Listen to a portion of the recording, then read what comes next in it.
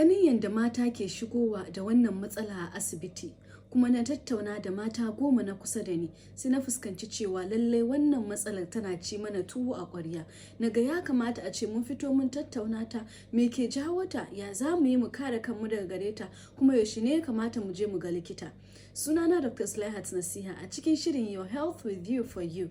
Za mu dinga kawo muku matsaloli da suka shafi lafiyarku, yadda za ku yi ku magance su, kuma yadda ya kamata a yi amfani da abubuwa domin a kare kai daga faruwar irin waɗannan matsaloli.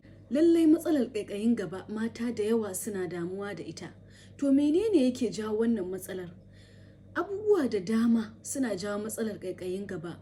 Sai hada da wasu abubuwa da muke na yau da kullum, da kuma wasu abubuwa da muke kiran su infections da suke iya afkuwa a wannan gefe na jikin mace.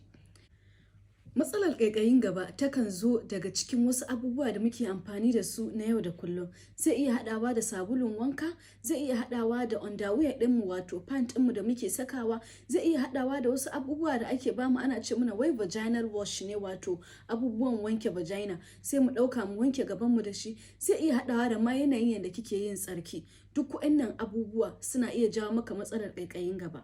Idan ƙaiƙayin gaba ya zo kika ga ya kai sati ɗaya ya tafi, to yana iya yiwuwa cikin waɗannan abubuwa da na lissafa yanzu ɗaya daga cikinsu ya jawo. To amma duk ƙaiƙayin gaban da ya wuce sati ɗaya bai tafi ba, to wannan ba lalle daga cikinsu ba ne. Akwai abubuwa da muke kira group of infections. Suna nan daban-daban, amma waɗanda aka sani suna jawo matsalar ƙaiƙayin gaba akwai wanda muke kira yeast infection ko kuma vaginal candidiasis. Shi wannan abin da yake jawo shi shine wasu ƙwayoyi da muke kiran su fungi.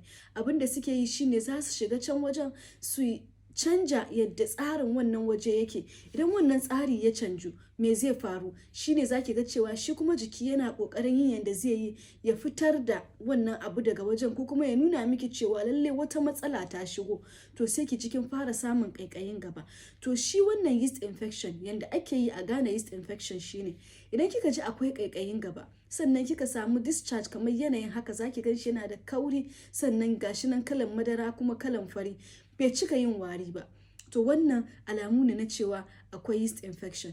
Amma me akwai wanda muke kira mai bacterial vaginosis.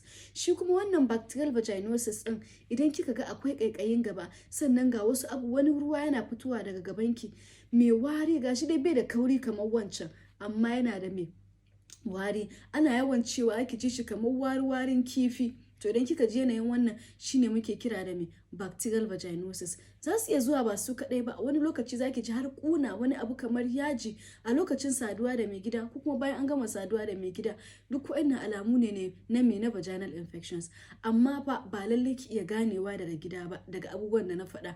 Abin da ya kamata a yi shine a je asibiti a ga likita. Likita zai faɗa miki me ya kamace ki, zai gaya miki me ya kamata ki, kuma ya baki maganin da ya kamace ki. Sannan akwai sexually transmitted diseases, waɗanda su ne muke kira mai cututtukan da ake ɗauka daga abokin kwanciya. To waɗannan su ma akwai wanda muke kira gonorrhea, akwai chlamydia, akwai su dai ga sunan da dama. Duk za su iya jawo wannan matsala ta ƙaiƙayi, ko kuma ki ga ruwa yana fita daga gabanki. Shi yasa na ce ba lallai ki iya ganewa daga gida ba. Wannan duk ana faɗa maka ne saboda ka samu hint ɗin cewa lallai wani abu yana faruwa a jikinka, ka je ka nemi taimako inda ya kamata a samu wannan taimakon. Babbar matsala a cikin waɗannan abubuwa ita ce idan ba a je aka nemi magani a inda ya kamata a nemi magani ba, wannan za ta iya haifar da babban matsala. Akwai cutar da muke kira pelvic inflammatory disease. Ita kuma duk gaba da ta shafi mahaifa, wannan cuta tana iya zuwa ta yi affecting ɗinta. Daga nan idan ba a yi maganin da ya kamata ba, har a kai zuwa samun rashin haihuwa. Ko da mace ta taɓa haihuwa, wannan cuta za ta iya samunta ta zo a yi ta nema, ba a samu ƙarin haihuwa ba, wanda muke kira secondary infertility. Ko kuma mace ba taɓa haihuwa ba, wannan matsala za ta iya shiga ta haifar da rashin haihuwa, abinda muke kira mai primary infertility. Sannan akwai stage inda muke kira menopause. shine idan mace ta kai wasu shekaru waɗanda zuwan jinin haila zai ɗauke mata. So idan wannan lokaci ya kai, lokaci ana samu akwai hormone ɗin da muke kiran shi estrogen. So shi kuma a wannan lokaci babu shi a cikin jikin mace. So zai zama gabanta yana bushewa sosai. So idan gaban ya bushe, dukkansu suna da amfanin da suke wa'annan hormones ɗin. Haka Allah subhanahu wata'ala ya halicci jiki. So idan gaba ya samu ya bushe a wannan lokacin, sai mace ta yi ta fama da mai ƙaiƙayin gaba. So shi yasa abin da ya kamata a ce kin yi a lokacin da kika samu wannan matsaloli, ki barzama ki je ki ga likita asibiti.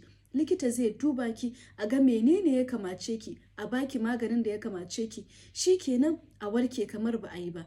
Idan ba a yi haka ba, shine ake zuwa cikin complications.